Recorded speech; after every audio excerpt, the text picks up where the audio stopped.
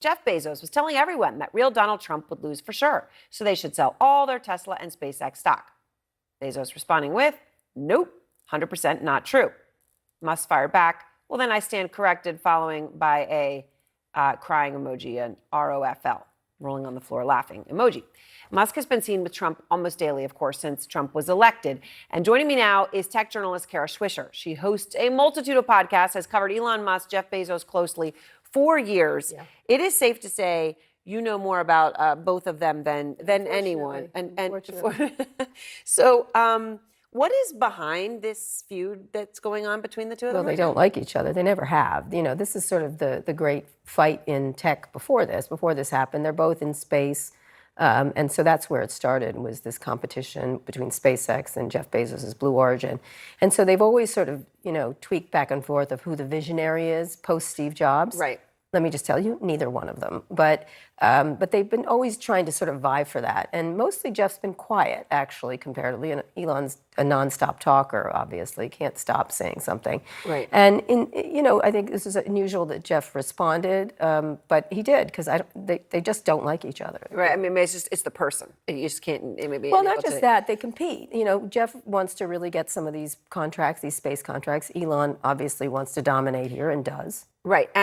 And he's the one sitting next to Trump on every single time, right? Correct. So what is Elon?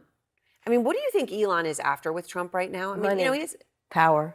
He wants contracts. Mm-hmm. He wants to have an input into things. He thinks he knows better. He does think, at one point when I was interviewing him once, when Tesla was in trouble a little bit, and he said, if Tesla doesn't survive, humanity dies. That's literally what he said to me. And he believes that. I thought he did. I thought it was bizarre, but it was true. And so I really think he thinks he's here. Some people think he's like a video game player and he's Ready Player One. Not Trump, by the way, him.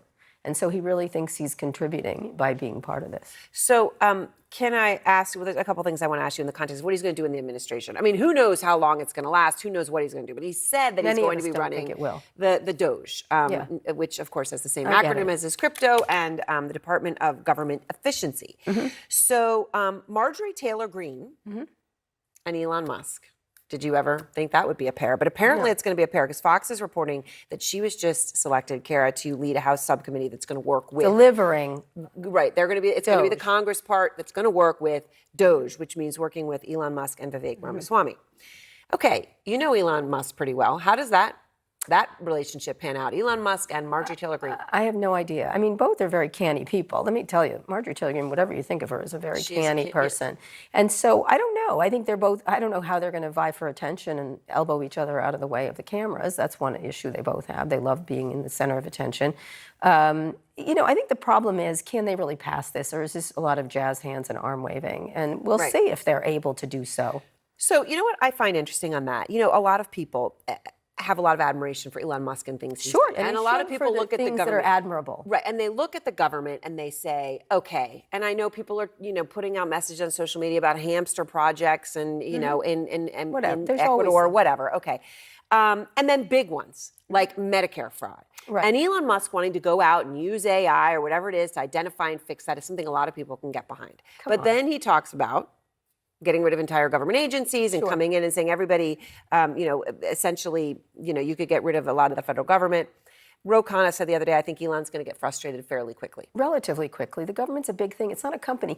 Elon goes into these companies and he kicks trash cans and yells at everybody. That's, by the way, his style. And he doesn't run them. Doing that. Yes. He doesn't run everything so well. I was talking to Neuralink people, and they're like, we can't wait till he leaves because he's so disruptive. That's the brain implant that's going to go. Mm-hmm. But he's great at being an entrepreneur and creating things. And one of the things he does well is disrupt and break. So he crashed, 90 rockets before he got the right one. NASA can't do that.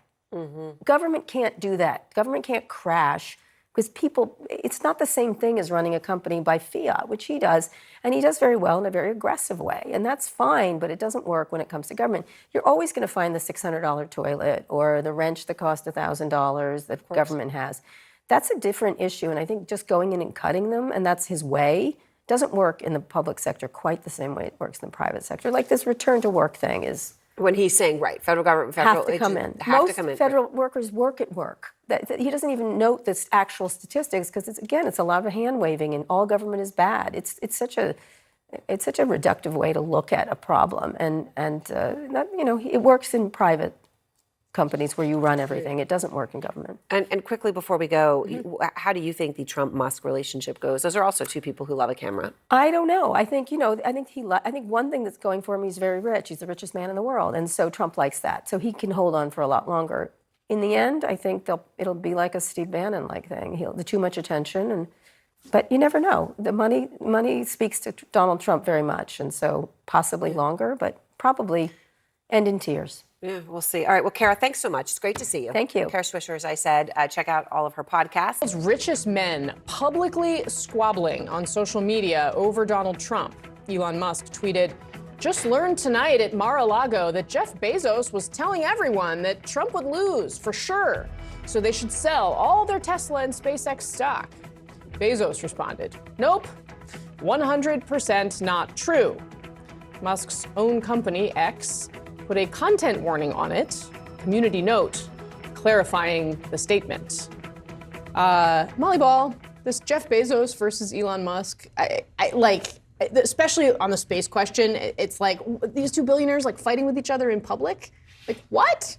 Well, they all just want to go to space, right? They are all building their big toys, their rockets, and going after each other on social media. I think Elon and his persona has really showed these other billionaires how out there they can be. They can be out there in public. They can be, taking shots at each other and saying what they feel like on social media. They don't have to be sort of up there in their little towers where they never talk to us.